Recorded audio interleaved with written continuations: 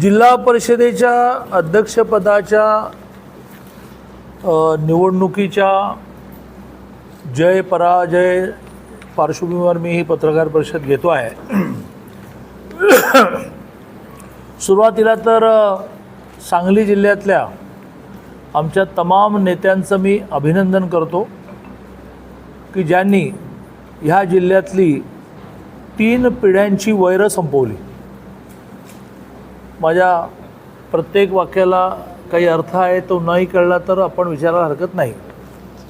त्यांनी या सगळ्यांना सगळी वैर विसरून एकत्र आणायला यायला बाध्य केलं। त्याबद्दल मी माझ्या सगळ्या जिल्ह्याचं अध्यक्षपद नाही मिळालं पण जिल्ह्याचं केवढं चांगलं काम केलं आमच्या सम्राट माडकांनी वगैरे की वसंतदादा, प्रकाश बापू आणि मग आता विशाल, तिकडे राजाराम बापू, जयंतराव, आता जयंतरावांचे चिरंजीव, असं वाद संपलं की नाही? तुमच्या चेहरा लक्षात नाही आलाच आहे बघा। हां, दादा बापू एवढ्या शब्दाने होत नाही ना, 3 पिढ्या म्हणजे जरा जास्त स्ट्रॉंग वाटतं। 3 पिढ्या, हां, त्याला कारण आम्ही। आणि असं पुण्यकर्म करायला, असं पुण्यकर्म करा तुम्ही म्हटलं तर पुरतं, मला ते म्हणण्याचे काय मला तुम्ही म्हणण्याशी मतलब आहे। तर हे पुण्यकर्म करण्याचं पुण्य श्रेय आम्हाला मिळालं। त्यामुळे मुद्दा असा आहे की भारतीय जनता पार्टी ह्या जिल्ह्यामध्ये इतकी स्ट्रॉंग झाली, गोपीचंद पडळकर हा इतका स्ट्रॉंग झाला की त्याला खाली पाडण्यासाठी आणि BJPला पराभूत करण्यासाठी सगळे एकत्र आले। यावत सगळे एकत्र आले, सगळी दुश्मनी एकत्र आले। पण ते एकत्र येऊन काय होणार? एक जिल्हा परिषदेचा अध्यक्षपदाचा निकाल बाजूने लागण्याने होत नाही। तुमच्या सगळ्यांच्या हातामध्ये मी आकडेवारी दिलेली आहे आणि ती आकडेवारी 10 वर्षापूर्वीची, 15 वर्षापूर्वीची किंवा भविष्यातल्या 10 वर्षापूर्वीची, 15 वर्षाची नाही। आत्ता झालेल्या जिल्हा परिषद निवडणुकीमध्ये भारतीय जनता पार्टीला ह्या जिल्ह्यामध्ये सगळ्यात जास्त मतं मिळाली, 4,12,654। सगळे आकडे निवडणूक आयोगाचे आहेत, माझ्या घरचे नाहीत। आणि ज्यांचा जास्त काय म्हणूया जय जयकार होतो आहे आणि मला धोबीपछाड दिला असं म्हणणाऱ्यांना 2,57,793 मतं मिळालेली आहेत। आमच्या त्यांच्यामध्ये 2 लाखाचा मताचा फरक आहे। काँग्रेस की ज्यांना असं वाटतं आहे की हा सगळा विजय आम्हीच मिळवला, खासदार मी झालो, तर खासदार कसे झाले तेही सांगतो। तर त्या काँग्रेसला 2,30,000 आणि 685 आहेत। अजित पवारांच्या राष्ट्रवादीला 1,58,626 आहेत। एकनाथ शिंदेच्या शिवसेनेला 1,36,539 आहेत। मागच्या वेळेला BJPला मिळालेल्या मतांच्या 1 लाखाने BJPला यावेळेला जास्त मतं मिळाली। 17ला आम्हाला 3,31,000 मतं मिळाली आणि आता आम्हाला 4,12,000 मिळाली। 17ला राष्ट्रवादीला 2,73,000 मिळाली, आता 2,57,000 मिळाली। पण ते म्हणतील की नाही आम्ही दोन्ही राष्ट्रवादी एकत्र होतो। काँग्रेस तर तीच आहे ना, त्यांना गेल्या वेळेला 2,50 मिळाले, यावेळेला 2,30 मिळाली। मतांचा विचार केला, कारण सर्वसामान्य माणसाचं मत काय, सर्वसामान्य माणसाला कुठला पक्ष हवा आहे याचा विचार केला तर ह्या जिल्ह्यामध्ये भारतीय जनता पार्टी मतांच्या भाषेमध्ये सगळ्यात वर हायेस्ट क्रमांक 1 वर आहे।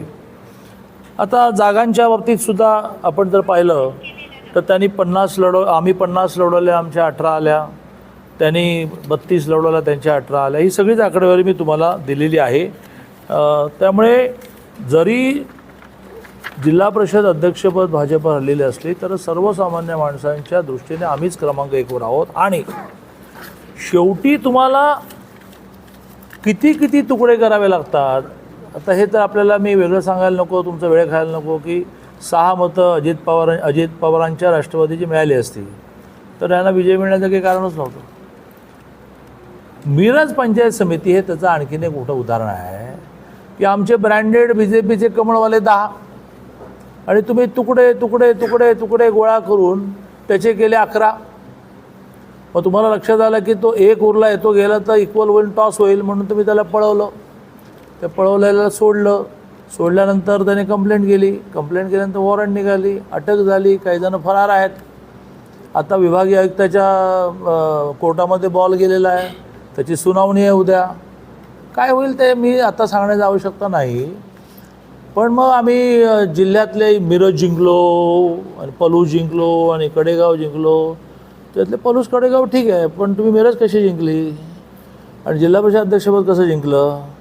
तुमची मतं 18, 3 पिढ्यांचं वयर विसरून तुम्ही 11 घेतले, झाले 29. मग तुम्ही उद्धवजींचा एक घेतला 30 आणि मग तुम्ही 4 मतं ही आमच्यातली काढली.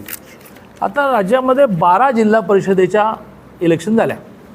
11 जिल्हा परिषदेचे अध्यक्ष हे महायुतीचे झाले.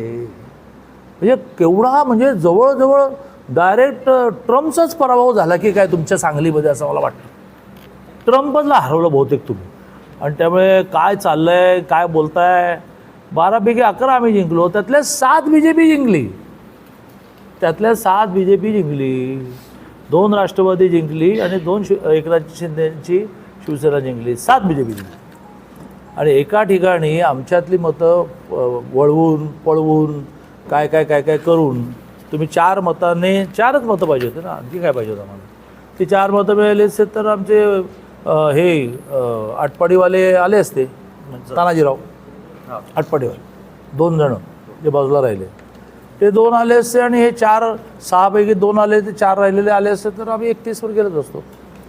आता ज्या खासदारांचं सारखं चालू आहे की बा मी खासदार झालो, आता बघतच राहा की जिल्ह्यामध्ये एकूण 10 खासदार, जिल्ह्यात 10 खासदार निवडून येणार आहेत आणि 30 आमदार निवडून येणार आहेत, अशा अविर्भावात जे चाललं आहे. पण निवडून कसे आले तुम्ही? तर निवडून तुम्ही आलात खोटं बोलून की भारतीय जनता पार्टी घटना बदलणार आहे. ते आता ज्यांनी मतं त्यामुळे उलटी दिली ते सगळ्यांना पश्चाताप झाला की यांनी तर घटना बदललीच नाही. घटना तर यांच्या इंदिरा गांधींनी बदलली होती. हे जरा लोकांना उशिरा कळलं. दुसरं, तुम्ही अल्पसंख्याकांना भीती दाखवली, अरे ते मोदी आले की तुम्हाला कापून काढतील. ते अल्पसंख्याकवाले म्हणाले की अरे असं काय आम्हाला कापलं गेलं नाही. हां, त्यामुळे त्या 2 मुद्द्यांचा देशभर परिणाम झाला, त्याचा तुम्हाला फायदा झाला. त्याच्या जीवावर तुम्ही 29शी भाषा करताय. आता SIR येणार आहे, त्यानंतर 27 मतदारसंघ रिस्ट्रक्चरिंग आहे, खूप गोष्टी व्हायच्या आहेत ना. आणि त्यावेळेला काही संविधान आणि अल्पसंख्याकांची भीती येणार नाही आहे. एक मुख्यमंत्री माझी लाडकी बहीण केल्यानंतर लोकसभेनंतर तुम्ही वाहूनच गेले डायरेक्ट. 237 झाल्या. केंद्रात सरकार आहे, राज्यात सरकार आहे, सर्वसामान्य माणसं हितासाठी अशी मुख्यमंत्री माझी लाडकी बहीण एक आणली तर तुमचं डिपॉझिट राहील का? एवढा अहंकार कशासाठी? काय ट्रम्पशी मारामारी कोण जिंकला आहे काय? तुम्हाला काहीच कळत नाही.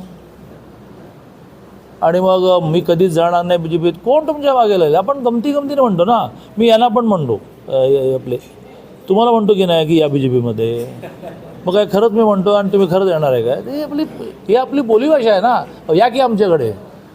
त्याच्यावर एवढा भाव कशाला घायला पाहिजे? मला काही कळत नाही ना. आणि त्यामुळे या निवडणुकीच्या पराभवाचं विश्लेषण मी तुमच्यासमोर मांडलं आहे.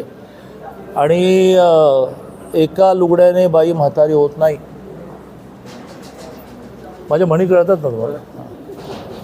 लय बाकी आहे, लय बाकी आहे. आणि तुम्ही आपली संस्कृती, मला हे मान्य आहे, चला मी जाहीरपणे मान्य करतो की जसं मगाशी मी उपरोधिकपणे म्हटलं की माझ्या नेत्यांचं मी अभिनंदन करतो की तुम्ही या जिल्ह्यातलं वैर संपवायला मदत केली, तसं मी प्रांजळपणे मान्य करतो आमच्याही काही चुका आहेत.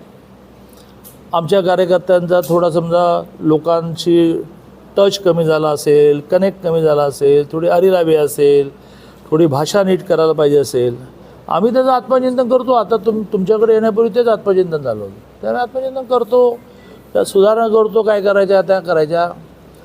तुम्ही तुमची चिंता करा.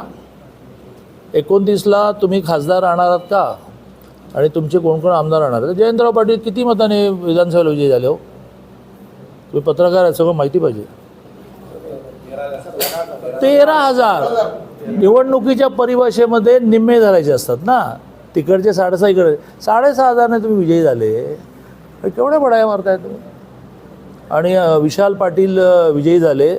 त्याही वेळेला जसं संविधान हा विषय आहे, अल्पसंख्याक विषय आहे, तसं आमच्यातलेही काही थोडा अनरेश होता.